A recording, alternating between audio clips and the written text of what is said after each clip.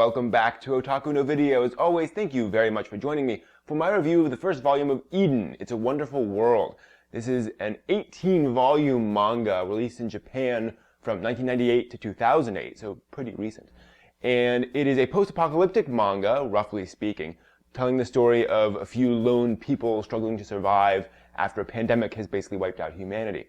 And so that's your first clue. This is more of a seinen title. It's aimed at young adults. It's not really fun.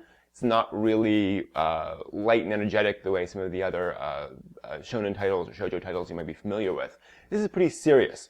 And unfortunately, the first half of the volume is a prologue, really. It establishes, it spends time dealing with the main character, Elijah's parents, as they're teenagers, basically young teenagers, and they're living with a mentor who's trying to find out the reason behind this disease, which has killed off a large portion of the human population and infected many others, and has caused humanity to kind of entrench into these small communities, so that most of the world is now abandoned.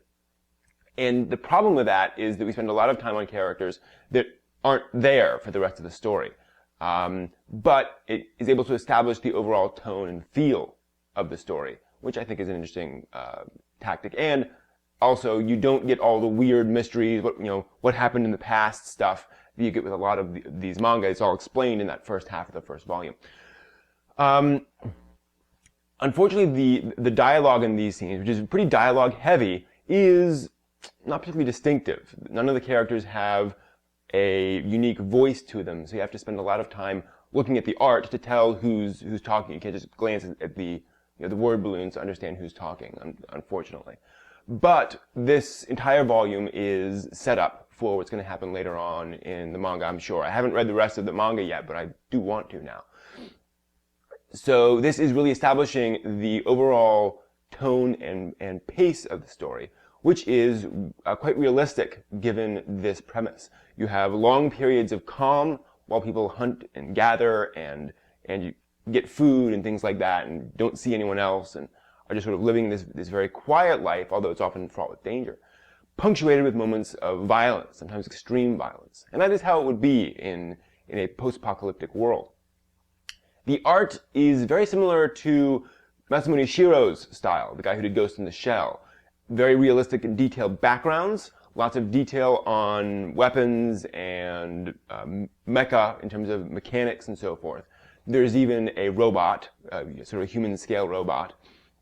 Reminds me of Briario's from Appleseed. Anyway, and the characters are quite realistic. Folks don't go chibi in the middle of a sequence. And the violence is also rendered very accurately. This is actually parodied in a sequence where the main character, Elijah, goes out to try to pull some fruit down off of a tree, and he can't get them. Finally, he goes back, gets a high-powered rifle, fires at one of these pieces of fruit, actually a coconut, I believe, and the coconut just is punctured. Just one of the coconuts gets a big hole in it, and all the juice drains out, and it's not helpful at all. He can't actually eat that anymore. And he makes a wry comment that if this were a manga, then the fruit would have just fallen out of the tree.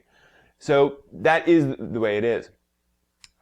Speaking of violence, this is a pretty strongly violent story.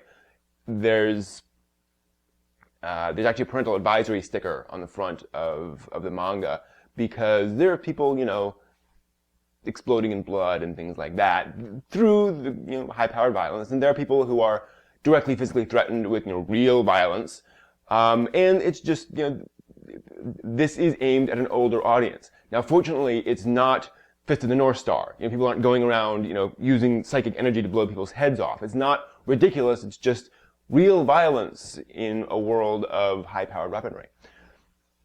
And the overall tone of this, or the overall sort of style, is hard science fiction. You're not going to get anything particularly outlandish in this, although you do get some pretty far-out technology in terms of things like walking, talking androids who actually, can converse with people and being able to swap brains out, things like that. Ghost in the Shell does seem to be a significant inspiration for this particular story. I will note an oddity. There's a moment in the first half dealing with Elijah's parents where you see his mother, who is at this point a girl about 13 years old, and there's a sequence where she goes out and she's swimming and catching fish, and there's one panel which shows her with her back towards you getting dressed, and you see sort of the side of her breast, and she's got panties on, and you see that. And that's the only fan service in the entire manga, but it's of a very young girl. And it was quite out of place. That was the weird thing, is this is a manga where there's very little, there's really no sexuality at all, actually. And there's really no romance, although some characters are attracted to each other at certain times. But it didn't really make any sense. And unfortunately, it felt like the artist was trying to throw in a little fan service early on in the manga just to sort of get people in. And for a girl that young, that just seems a little inappropriate. But again, it just seemed odd more than anything else. Unfortunately, the entirety of Eden is not available in English.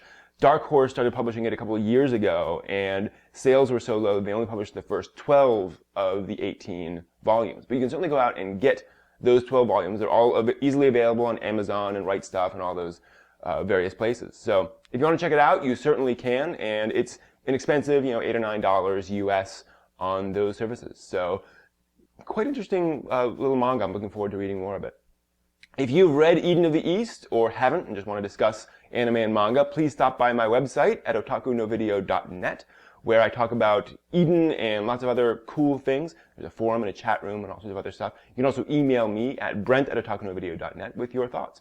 So those are my thoughts, and until next time, may you find more interesting manga.